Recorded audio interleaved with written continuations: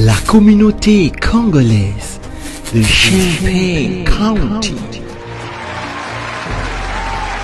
Attention, pourquoi tu aimes seulement que les gens t'acclament? Pour ceux qui se posent la question, où est Dieu? La réponse est qu'il est avec Vive ensemble.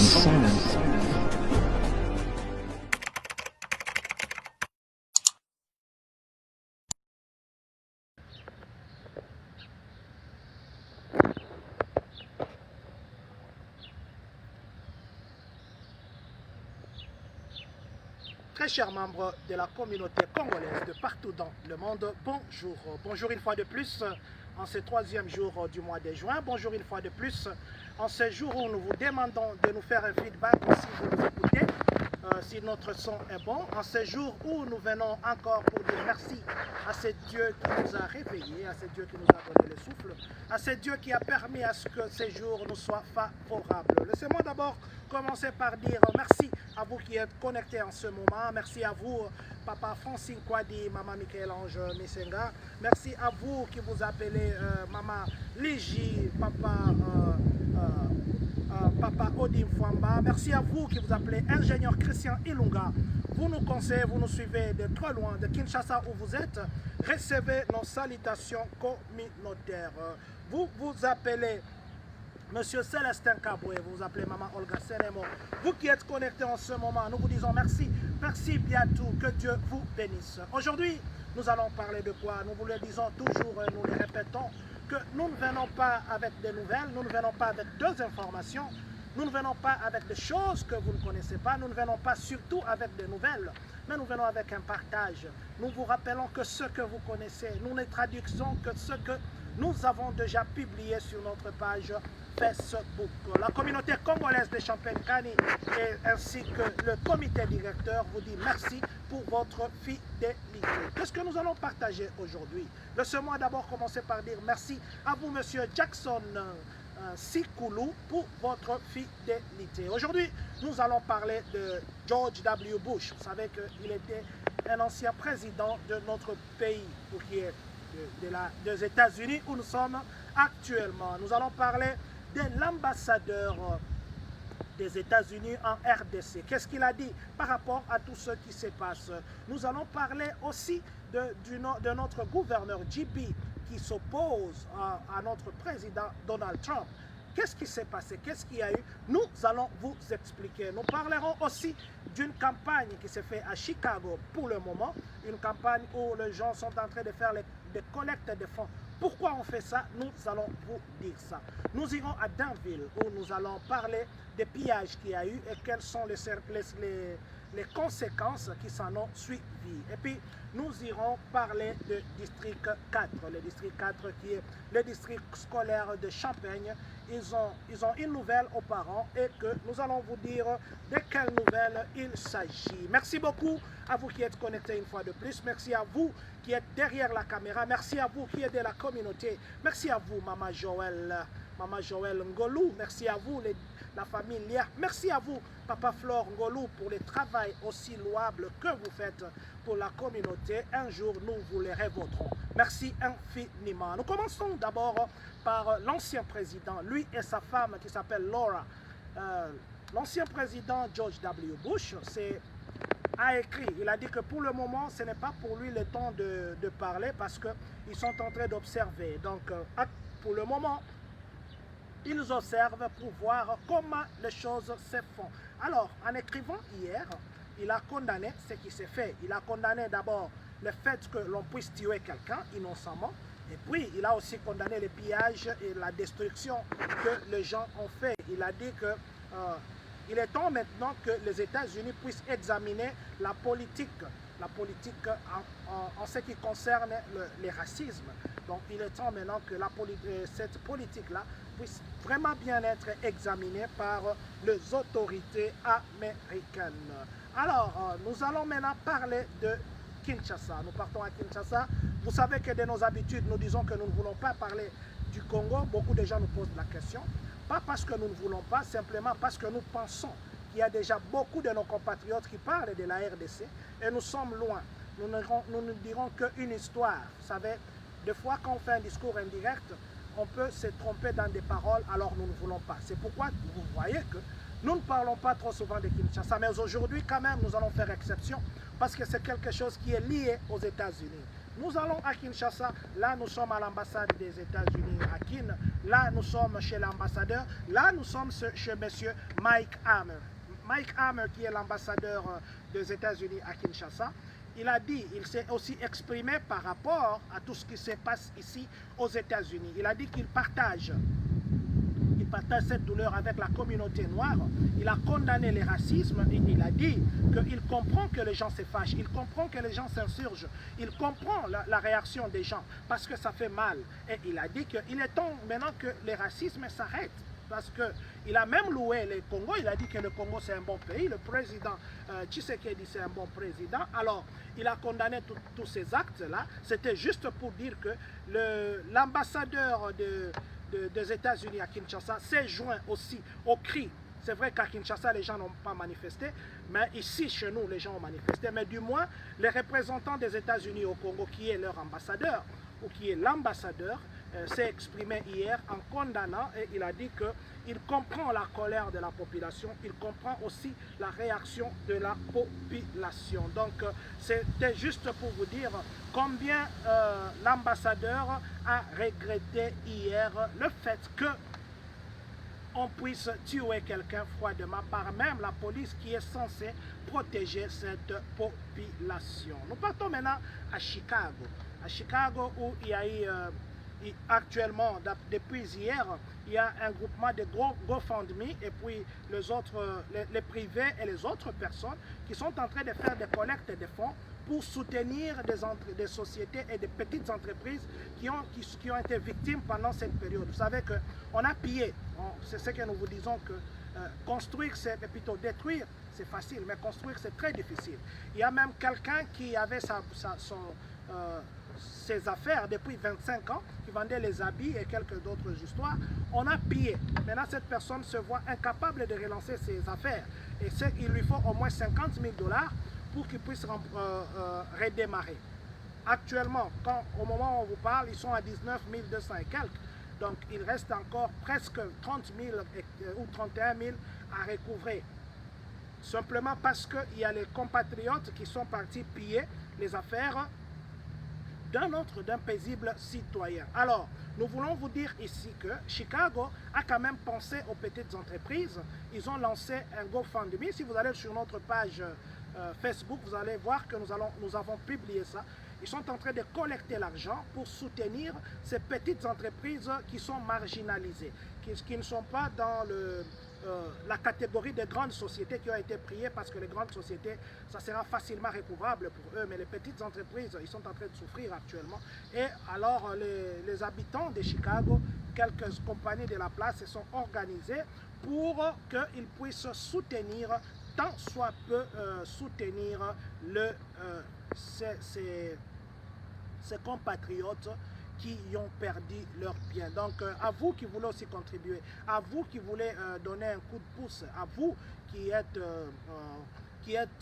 avez un cœur qui aide surtout la communauté congolaise. Je sais que nous avons un cœur qui est toujours là pour pleurer avec les autres. Nous vous encourageons aussi, un 10 $, un 5 $, un 20 $ fera à ce que nous puissions aider ces gens qui en ce moment souffrent à Chicago. Nous partons maintenant du côté du gouverneur. Nous sommes chez le gouverneur JB.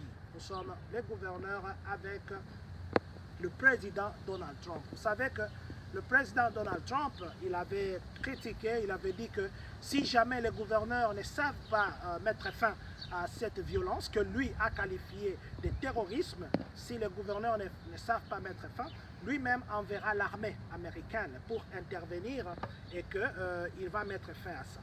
D'ailleurs, que nous voulons aussi ajouter, l'ancien président George W. Bush, quand il a écrit, il a même condamné, il a dit comment est-ce qu'un président peut tuer sa propre population. Donc c'était juste une parenthèse qu'on a ouverte. Le gouverneur, lui, JB, il a dit que le président Donald Trump, il n'a pas le droit d'envoyer les militaires ici à Illinois sans que lui ne donne son approbation. Et il a comparé le président à un dictateur. Il a dit que le président veut se faire passer pour quelqu'un qui est fort, il fait se faire passer pour un homme fort. Mais en ce qui est de l'Illinois, il ne permettra pas que le président envoie les militaires, à moins que lui, le gouverneur, ne demande. S'il n'a pas encore demandé, alors le président n'a pas le droit d'envoyer le militaire. Comme vous le savez, à Minnesota, par exemple, on a envoyé des militaires. Vous avez suivi notre compatriote qui était en ligne hier. On a envoyé des militaires. Et les militaires, là, quand on les envoie, ce n'est pas comme des policiers. Les gens ici, vous pouvez bagarrer avec la police, hein, mais les militaires, là, quand ils arrivent, c'est autre chose. Et puis, à nos frères qui nous ont posé la question de savoir la différence entre la garde nationale et puis l'armée, je crois que vous pouvez vérifier sur...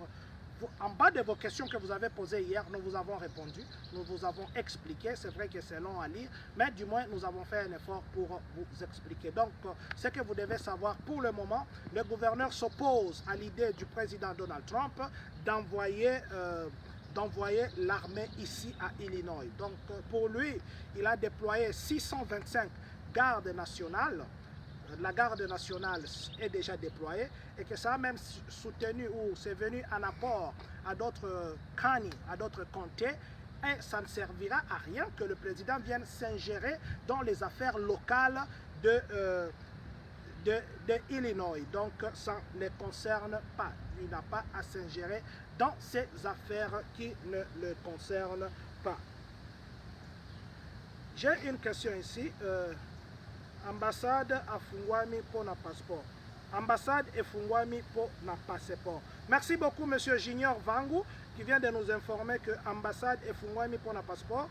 Tu éviter ce qu'est l'ambassade des États-Unis ou bien l'ambassade du Congo. Il a juste dit ambassade efungwami pour na passeport. Alors, on va vérifier de quel passeport il parle. C'est une question, c'est une affirmation, c'est une exclamation ou c'est une interrogation. Ça, je ne sais pas. Je ne sais pas trop dire, mais du moins je lis. Ce que vous devez savoir est qu'à Illinois, le gouverneur n'accepte pas encore que le président s'ingère ou qu'il prenne des décisions dictatoriales, entre guillemets, pour envoyer l'armée à son encontre ou sans qu'il ne passe par une demande officielle ou sans que le gouverneur ne puisse demander. Nous sommes maintenant du côté de Danville. Vous savez que les gens ont profité. Les gens ont profité avec tout ce qui se passe. Les gens ont profité pour piller, les gens ont profité entre guillemets, c'est pas entre guillemets, voler, les gens ont profité pour voler, les gens ont profité pour détruire. Vous savez que il n'y a que ceux qui font les affaires qui comprennent. Arriver à un certain niveau, c'est pas facile. Il n'y a que ceux qui ont émergé, qui savent l'effort d'amener quelqu'un à un niveau X. Vous savez, vous pouvez commencer avec le niveau A, vous ne savez même pas si vous pouvez arriver au niveau B. Mais il y en a qui font un effort pour arriver au niveau C. Mais celui qui n'a jamais même commencé le niveau A, qui est à l'alphabet qui vient avant A, il est encore à cet alphabet-là. Mais il va détruire les efforts de celui qui est au niveau C. Or, vous savez que ce n'est pas facile de démonter. Ce n'est pas facile. Ça demande des efforts de toutes sortes pour que vous arriviez à un certain niveau. Maintenant, à Danville, les gens sont partis piller.